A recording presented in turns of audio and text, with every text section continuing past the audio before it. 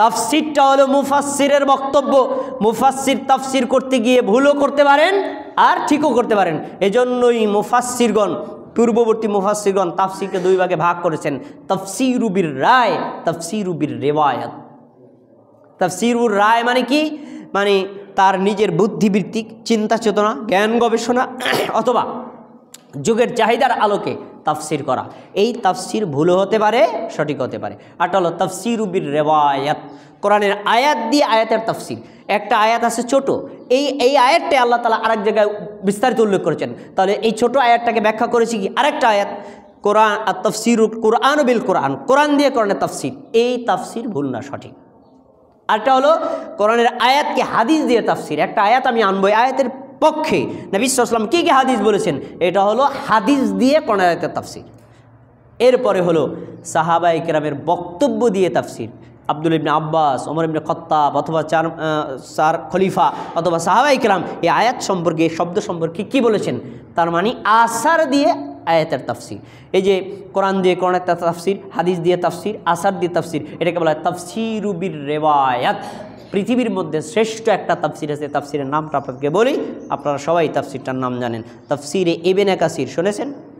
তাফসিরে ইবনে কাসির। তা আসলে এটার নাম কিন্তু ইবনে কাসির না, এটার আসল নাম হলো তাফসিরুল কুরআনিল আযীম, মহান কোরআনের তাফসির। কিন্তু ইবনে কাসির রাহিমাহুল্লাহ করেছেন, তার নামের সাথে প্রসিদ্ধ হয়ে গেছে তাফসির ইবনে কাসির।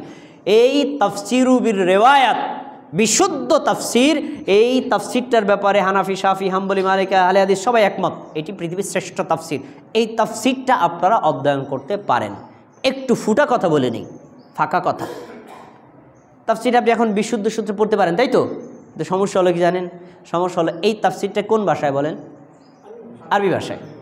আমরা কোন ভাষাভাষীর লোক? বাংলা ভাষাভাষীর লোক। আমাদের পড়তে হবে কি? অনুবাদ। ইসলামী ফাউন্ডেশন অনুবাদ করেছেন, তো এই অনুবাদের মধ্যে তারা আবার খেয়ানত করেছেন। তো খেয়ানত হলো কীভাবে? কোরআনের আয়াতের তাফসিরগুলো, অনুবাদগুলো ঠিক করছেন, হাদিসের অনুবাদগুলো ঠিক করছেন, আসারগুলো অনুবাদ ঠিক করছেন। আর আল্লামা ইবনে কাসির রাহিমাহুল্লাহ তিনি তাফসির করার ক্ষেত্রে কী করেছেন জানেন? কোরআনের আয়াতের, এই আয়াতটার তাফসির, আয়াতগুলো আগে এনেছেন, তারপরে নবী সাল্লাল্লাহু আলাইহি ওয়াসাল্লামের বিশুদ্ধ হাদিসগুলো এনেছেন, তারপরে হাসান হাদিসগুলো এনেছেন, এরপরে এনেছেন জয়ীফ হাদিস। কিন্তু এই ইসলামিক ফাউন্ডেশন অনুবাদ করার সময় যেই জয়ীফ হাদিসগুলো উল্লেখ করেছেন, তার হাদিসের অনুবাদ করেছেন, কিন্তু হাদিসটা যে সম্পর্কে ইবনে কাসির বলেছেন হাযা হাদিসুন দাঈফুন, এই কথাটা অনুবাদ করে নাই। এখন আপনাকে আমি বলি, আপনাকে বলে বাবুল ভাই আপনি ইবনে কাসির একদম চক্ষু বন্ধ করে পড়তে পারেন, তখন আপনি নিচে যখন হাদিসগুলো পড়বেন, আপনি হাদিস আকারে পড়ে নেবেন, আমি তো মনে করবেন সহি হাদিস, কিন্তু হাদিসটা তো সহি না। ইবনে কাসির রাহিমাহুল্লাহ তিনি আমানাতের 100 পরিমাণ খেয়ানত করেন নাই, তিনি উল্লেখ করে দিয়েছেন হাদিসটা দঈফ। আপনি যে ইবনে কাসিরের দোষ দিবেন না, দোষ অনুবাদকের, সে এই কথাটার অনুবাদ করলো না কেন? বুঝতে পেরেছেন বিষয়টা? এই জন্য তাফসির পড়ার ক্ষেত্রে আপনাকে এই বিষয়টা মাথায় রাখতে হবে যে যিনি মুফাসসির তিনি ভুল করতে পারেন, যিনি অনুবাদক তিনি ভুল করতে পারেন। এজন্য তাফসিরটাও আপনি অন্ধভাবে মেনে নিতে পারবেন না। এজন্য আব্দুর রাজ্জাক বিন ইউসুফের একটা বই আছে, কি তাফসির কি মিথ্যা হতে পারে? দেখেন বইটা। আচ্ছা, এবার আসুন হাদিস। একটু আগে যে কথা বলে আসলাম, ইসলামী আইনের মূল উৎস কি? আমরা বলছিলাম স্বাভাবিকভাবে বলি হাদিস, কিন্তু আমরা বলি কি সহি হাদিস। কেন? হাদিসের মধ্যেও প্রকার আছে সহি, হাসান, দঈফ আর মাউদু। এজন্য মাউদু মানে নবীর নামে বানিয়ে বলা হয়েছে, নবী কখনোই বলেন নাই, তাহলে কি হাদিস হিসেবে মানা করা যাবে? এই জাল হাদিস মানা, বলা, বিশ্বাস করা, প্রচার করা সম্পূর্ণরূপে হারাম। নবী সাল্লাম কঠোর কথা বলেছেন, এত কঠোর কথা অন্য কোনো ক্ষেত্রে বলেন না। তিনি বলেছেন কি মান কাযাবা আলাইয়া মুতাআম্মিদান ফালিয়াতাবাওয়া মাকআদাহু মিনান নার, যে ব্যক্তি ইচ্ছাকৃতভাবে আমার নামে একটা মিথ্যা কথা বলবে তার ঠিকানা হলো জাহান্নাম। কেন? কারণ কি জানেন? আমি আজকে এখানে দাঁড়িয়ে কথা বলছি না, আমি যদি বলি আমার কথা, এ কথা ভ্যালুলেস। আমি যদি বলি আমার কথা, তাহলে আপনি মানতে পারেন না মানতে পারেন, আপনি একজন মানুষ, আমিও মানুষ, আপনি আমি সমান। আর যদি বলি নবী সাল্লাল্লাহু আলাইহি ওয়াসাল্লাম বলেছেন, এটা কি ভ্যালু আছে না নাই? এই জন্য নবী বলেছেন কিটা আগে শতভাগ নিশ্চিত হতে হবে, তারপরে বলতে হবে। নিশ্চিত না হয়ে কখনো হাদিস বলা যাবে না। নিশ্চিত হয়ে তার বলতে হবে। এই জন্যই তো আমাদের দেশের হুজুররা কি পাইকারি দরে কথা বয়ান করার সময় খালি বলতেই থাকে, আর আমরা কথা বলার সময় একটু সতর্কতা অবলম্বন করি, অত দ্রুত আমাদের মুখ দিয়ে কথা বের হয় না। হ্যাঁ, কি বলে, কেউ কোনো ব্যক্তি যদি মারা যায়, তারপর তার কবরস্থানে গিয়ে যদি কবরের পাশ দিয়ে কোনো ব্যক্তি যদি হেঁটে চলে যায়, ছাত্র যদি হেঁটে চলে যায়, তলেব ইলম যদি হেঁটে চলে যায়, 40 দিন পর্যন্ত গোরা যাব্বা। হ্যাঁ, শোনেন নাই? কিন্তু আপনি যখন বলেছেন তখন তো বলেছেন হাদিস, নবী সাল্লাল্লাহু আলাইহি ওয়াসাল্লাম বলেছেন। আমাদের একজন বড় আলেম বলেছেন, এই হাদিস যে হুজুর বলেছে, এলাকার লোকের উচিত দড়ি দিয়ে তার গলায় বেঁধে তারপরে তাকে কবরস্থানে বেঁধে রাখা, কারণ উনি যত দিন পর্যন্ত থাকবে কবর আযাব মাফ। উনিও তো একজন তলেবে এলেন, অথচ এই হুজুরি আবার হাদিস পড়েছে নবী সাল্লাল্লাহু আলাইহি ওয়াসাল্লাম কবরের পাশ দিয়ে যাচ্ছেন, আযাব হচ্ছিল, তখন তাকে জানানো হলো তিনি কবরে 2টা ডাল গেড়ে দিয়েছিলেন। তো নবী পাশ দিয়ে হেঁটে গেছেন, তিনি কি তলেবুল ইলম ছিলেন না? যদি পাশ দিয়ে হেঁটে গেলে কবরে আযাব মাফ হয়, তাহলে নবী সাল্লাল্লাহু আলাইহি ওয়াসাল্লাম আবার ওই খেজুর ডাল পুঁতলেন কেন? এভাবে জাল হাদিস সমাজের মধ্যে প্রচার আছে। জাল হাদিস মান্য করা, প্রচার করা সম্পূর্ণরূপে হারাম। এবার আসুন জয়ীফ হাদিস। জয়ীফ কি? আমি উসুলে হাদিস বলবে, আপনারা ভাষা বুঝবেন, আমি সহজে বলি। নবী সাল্লাল্লাহু আলাইহি ওয়াসাল্লামের কথাটা যদি নিশ্চিত তার কথাই হয়, তাহলে এটা সহিহ হাদিস। আর যদি কথাটা তার কিনা এটা সন্দেহ হয়, শব্দটা কি তিনি বলেছেন না সাহাবী বলেছেন, শব্দটা কি একটু ভুল হলো না 2টা বাড়াই বলা হলো না কমিয়ে বলা হলো, যে যিনি হাদিস বর্ণনা করেছেন তিনি কি হাদিসটা মুখস্থ রাখতে পারছেন, অনিশ্চিত, এই অনিশ্চিত হাদিসটাকে বলা হয় কি? জয়ীফ হাদিস। আর ইসলামী শরীয়ত অনিশ্চিত বিষয়ের উপর আমল করতে কখনোই বলে না। প্রশ্ন হলো, জয়ীফ হাদিস মানব, ঠিক আছে, সহিহ হাদিসের কি অভাব আছে? বুখারীতে আছে ৭,৫০০ হাদিস, পড়েন আর আমল করেন। বুখারী আমল করে আমার বললেন, ভাই আমার আমল শেষ, এবার অন্য একটা হাদিস দেন, জীবন শেষ হয়ে যাবে। সহিহ হাদিস আমল করে শেষ করতে পারবেন না, তো জয়ীফ হাদিস আপনার দরকারটা কি? সহিহ হাদিস মানতে মানতে আপনার জীবন শেষ, জয়ীফ হাদিসে তার কাছেও যাইতে পারবেন না। এরপরে হুজুর কয় জয়ীফ হাদিস মানা যায়, মানবেন ভালো কথা, সহিহ হাদিস মাইনে আমল করে দেখান। এজন্যই তো আমাদের দেশের একজন বড় আলেম বলেছিলেন, যারা বলেছেন গর্বের সাথে বলে, আমি 40 বছর পর্যন্ত বুখারী পড়াই, আমি শাইখুল হাদিস, যিনি 40 বছর পর্যন্ত বুখারী পড়াইলেন, তিনি জীবনে 2 রাকাত নামাজ বুখারী অনুযায়ী পড়ে দেখেন নাই। শুধু হাদিস পড়লে হবে না, আমল করা লাগবে। গর্বের সাথে বলেন, আমি শাইখুল হাদিস, আমি বুখারী পড়াই, জীবন শেষ হয়ে গেল, জীবনে বুখারী অনুযায়ী 2 রাকাত সালাত আদায় করে দেখলেন না, তাহলে এই গৌরবের কি মূল্য আছে? এজন্য আমাদেরকে কি মানতে হবে? সহিহ হাদিস। কি হাদিস বলেন? সহিহ হাদিস। প্রিয় ভাইয়েরা, আর অনেক কথা হয়তো রয়ে গেল, যাই হোক আপনাদের আলোচনা আর দীর্ঘ করব না, এরপরে একটু সংক্ষেপে 2-3টা কথা বলে নিই।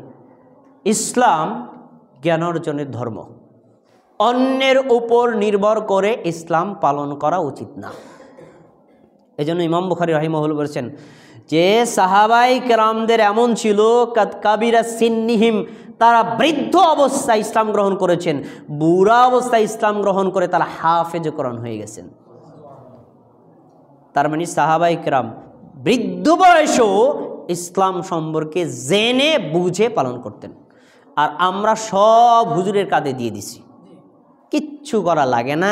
ধর্ম সম্পর্কে আমরা কেউ জানতে চাই না, এটা সবচেয়ে বড় ত্রুটি। আমি গত জুমার আগের জমা ইসলামের অর্থ বলছিলাম, দেখেন এর আজকে আরেকটা নতুন অর্থ বলে দিই।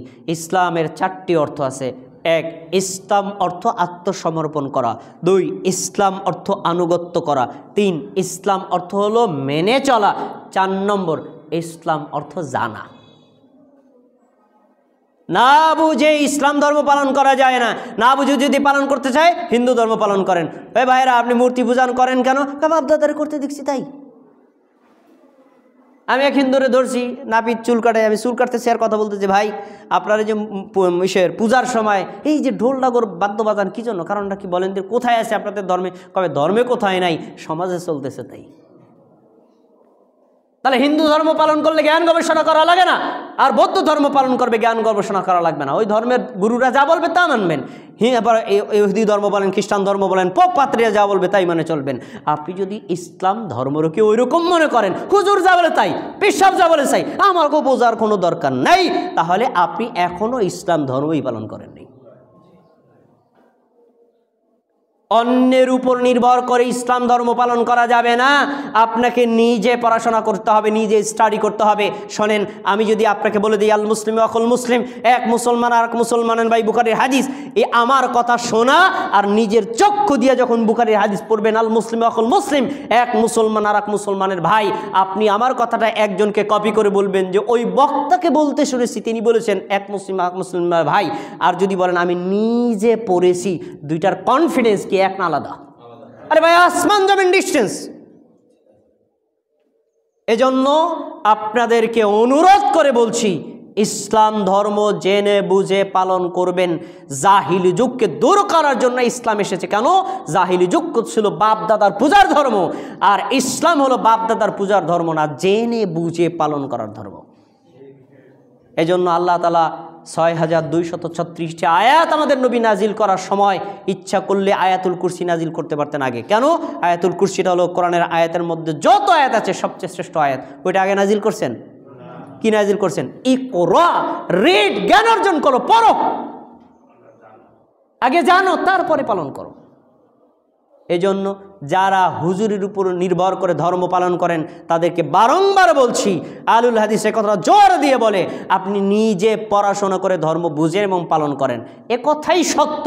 কোরআন হাদিসের সব কথা আপনি নিজে পড়ে বুঝতে পারবেন না। আপনি যখন খটকায় লেগে যাবেন তখন একজন আলেমের স্বর্ণ হবে, ভাই এই আয়াতটার অর্থ আমি বুঝলাম না, একটু বুঝাই দেন, হাদিসটা আমি বুঝতে পারলাম না, বুঝাই দেন। হ্যাঁ, এভাবে সহযোগিতাও নেওয়া যাবে। কিন্তু হুজুরের উপর নির্ভর করে যারা অন্ধভাবে ধর্ম পালন করেন তারা ইসলামের প্রকৃত স্বাদ কোনোদিন অনুভব করতে পারবেন না।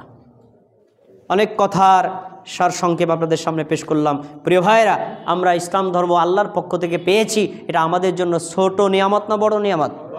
এই নিয়ামতকে ধারণ করা, বিশ্বাস করা, বুঝে পালন করা এবং এই ইসলামে মৃত্যুবরণ করাটাই হলো আল্লাহর নির্দেশের জন্য আল্লাহ বলেছেন, ইয়া আইয়ুহাল্লাযীনা আমানুত্তাকুল্লাহ, হে মুমিনগণ তোমরা আল্লাহকে ভয় করো, ওয়ালা তামুতুন্না ইল্লা ওয়া আনতুম মুসলিমুন, সাবধান তোমরা কি মুসলিম না হয়ে মৃত্যুবরণ করবা না। তার মানে ইসলাম নিয়ে আল্লাহ আমাদের কবরে যেতে বলেছেন। আল্লাহ রাব্বুল আলামিন আজকে ইসলাম বোঝার সূত্রবিদ্যা সম্পর্কে যতগুলো বলেছি, আমাকে আপনাদের সবাইকে আমল